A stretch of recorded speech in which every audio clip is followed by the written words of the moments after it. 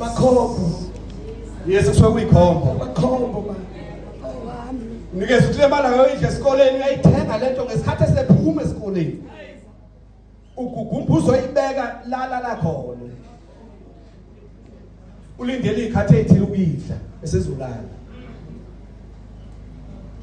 so manje leli gwinya lamakhombo ayavalwa lapha kwaxula isingene ikhombo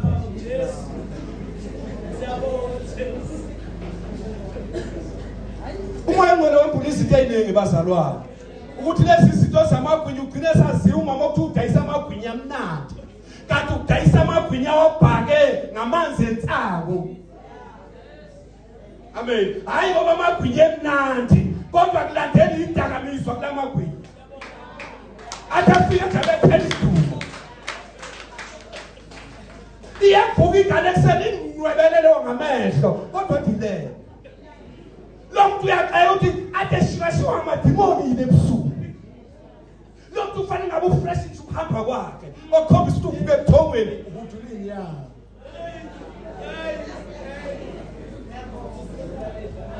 yini lamagwinya adliwa sekulalo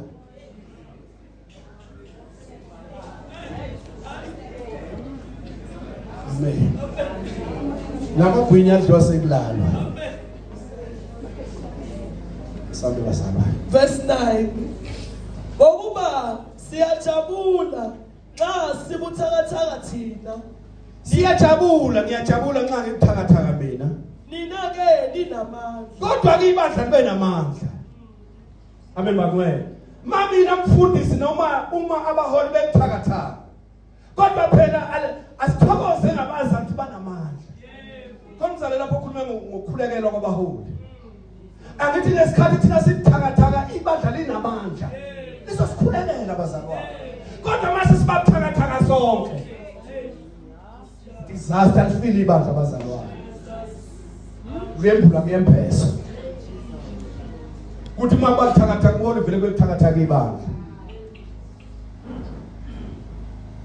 sikhulekela nalokhu ukupheleliswa kwenu verse 10 sikhulekela nakalokho ukupheleliswa kwenu yabo verse 10 ngalokho ngiloba lezi zinto ngingekho bazalwane ngikhuluma lezi zinto ke mina ngikhona athiwa lo umphostoli Paul wayengekho kodwa balilobela incwadi abazalwane mina ngikhuluma lezi zinto bazale ngikhona kini phakathi kwenu yabo ngingekho ukuze nxa ngikhona ngiqhubeka ngibakhona phakathi kwabazalwane ngingenzi kabukhali ngokwamandla eyanginika wona inkosi unamandla kumholi amen kunamandla akubani akumholi ngakho ke angifuni ukuba bukhali bazalwane amen kuba hleze bangaba bukhali bazalwane yikho ngiyala ngomsala kaNkulunkulu kodwa akufuneki base babukhali ngenxa ukuthi ibandla lingaafuni ukulalela ngoba ngikhuluma ngamabhayibheli nje bese kufike lapho kukhona okufanele kube bukhali amen sekufanele ngigcobe istep sokuthi phela lokhu kuzokwenzeka asacelani bazalwane lokhu kufanele kwenzeke la ibandleni sebebukhali ngalokho ngiloba lezi zinto ngingekho ukuze kuthi uma sengifikile ngingaliphathi ngesandla esiqinileyo uma ibandla lilalele bazalwane mase ngifikile ngikwazi ukufika ngiphathe ngesandla esiqinileyo okwegunya lenkosi kodwa lokhu isandla esiqinileyo sivele egunyeni lenkosi akuvele ebuhlazeni bomholi ngoba khona abaholi ukuzithiwe bahlaza kanti umholi akekho hlaza uNkulunkulu umnika igunya lokugcoba izinto uNkulunkulu angayidingi ebandleni amen bakwena unikezwe uNkulunkulu igunya lokukhahlela izinto ezonimasa umsebenzi umholi eyivumela wanikezwa amandla umholi ukuthi lesi zinto igcobe khahlele iphumela ebandleni ngoba kusasa izolimaza umsebenzi yebo ngokwegunya lenkosi eyanginika lona ukuba ngakhe ngingabhidlizi okwamike bazalwane uma ngibukhali Awusema ngihlosile ukubhidliza. Amen mangcwele. Hayi ukuthi ngihashisha oba ngihlosa ukubhidliza umsebenzi kaNkulunkulu. Kodwa ngihlosa ukwakha. Amen basalwane. Uyabona uma ufundisa umuntu imoto. Umuntu osangekaza yazi imoto. Amen utshelwa yini? Ngakho abanye bahamba boyifundela labafunda khona. Amen bangcwele. Uma nje umtotosa ezokushisela iklash umtotosa izosha vele iklash. Kanti ngalesikhathi ubahashi kuye. Amen bangcwele. Isikhathi ezoyifunda imoto. Angagcobi konke agcobe konke kanye kanye singeke isidingo sokwenza kanjalo. Amen bazalwane. Kodwa yena uma ukwenza kuye ingathi uyamlimaza. Kanti wena uqondile ukumlimaza. Amen bazalwane. Kuneyimfundiso zikaNkulunkulu ayifundiswa ngabazali ezimkhali. Bese abanye siyabalimaza abaphume ebandleni. Singeke isidingo sokuphuma ebandleni. Inkinga uqoshwe intshumayelo ebukhali. Le ntshumayelo ebukhali ngamandla kaNkulunkulu. Akusiyo ingqondo yomholi bazalwane. Kodwa intshumayelo ebukhali unikezwe amandla kaNkulunkulu ukuthi namhlanje hamba yokwakha. Amen. Namhlanje mholi hamba yokwakha. Mawuyokwakha bese ukushaya izandla namhlanje. Akekho nozovuma amen namhlanje. Ngalelo langa kusuke kwakhiwa. Amen mangcwele. Kodwa masashaya izandla. Amen. Makusashaya izandla. Yebo angiphiki lutho. Kodwa makusashaya izandla. Sibizela ukuyekethisa. Kanti kufanele sibe bukhali. Khona ke futhi lesikhathi sokuyekethisa abanezeli ukuthi ibandla lezeli utho bazalwane. Amen. Ngoba phela ibandla alihlala lolile bazalwane. Ngeke phela njalo silwana losigibela phezulu ibandla bazali no bangcwele. Funa kube mnandi nje leliyanga sikhulumele ngothando sikhulume kamnandi siphume sehlukana. Hallelujah. Amen. Siba khona uNkulunkulu lapha athi hayi namhlanje hayi sinakho seqala ukunakala. Yabona nje usuxoxa nabo kamnandi kangaka bafundisa. Sifunde sophela isikhathi singazivamisile ukushaya izona. Buyafundwa nje. Amen bangcwele. Ngoba usukungavangeli mawufundisa egameni lika Jesu. Agcine kumzane malokho ukufundwa agcine sejwayela. Ukuthi ayikwelethe ibandla izona ishayo. Akusho lutho ngezona. Awufike ibandla lika Jobe. Fike bamelele ikhuzi izona. Kanti bekuthiwa uJobe akakhe ngalelo langa. Amen bangcwele. Hallelujah. Bekwakhiwa indlu yokomoya ngalelo langa. Engekho amen. Bafisa ukuthi abazalwane sengathi ngaphela iviki singambonanga. Amen. Yabona lesonto sengathi iviki lingaphela singazake sabona ubuso bakhe. Bekwakhiwa ke ngalelo viki. Yebo. Verse 11. Bese lokugcina. Elokugcina. Bazalwane ke bafowethu sesehlukane lokugcina. Bazalwane. Thokozani. Hawu bafowethu. Ngeke kwangijabulisa ukuzwa indaba zokumnandi ukuthi ebandleni emabandleni kwanithokozile. Amen bangcwele. Elokugcina bazalwane thokozani. Liphelelise. Amen bangcwele.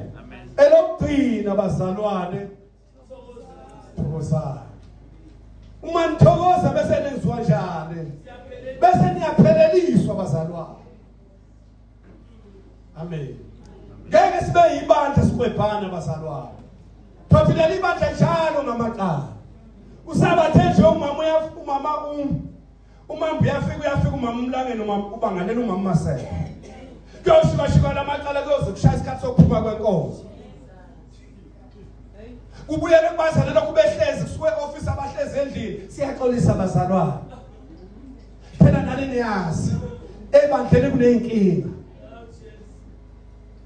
Lenkingi ibingalungiswa ngani ngesikhathi Sunday ibandla likhonze. Uthi umholi akawazi umsebenzi wakhe. Uba uzolungisa inkinga zebandla ngesikhathi esirong. Amen bangcwele. Isikhathi sakhoza ngesokhoza bazalwane. Ingakho ngisho mangizoshumayela la akusindaba ukuzothetha amaqala ngishumayela. Yilo owenza ngithetha amaqala ngishumayela ngilimele ngilinyaziwe. Kodwa ngathini kongilimazile ngizomthola epulpit. Umshana evesi. Amen bangcwele. Jesus. Uyabona ibandla okushana kulo ngamavesi alime. Utshelwa yimi. Ibandla nje othi mayema omunye aphendula omunye obeshumana last week. Athi hayi kodwa nje ngizomthola siyazi sami isikhathi ulungile.